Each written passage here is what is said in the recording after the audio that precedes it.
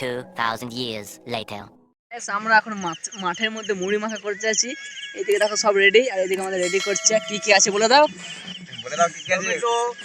লঙ্কা, চনাচুর, তারপরে দুটো স্প্রাইট নিয়ে এসেছি। এই যে ক্যাপ্টেন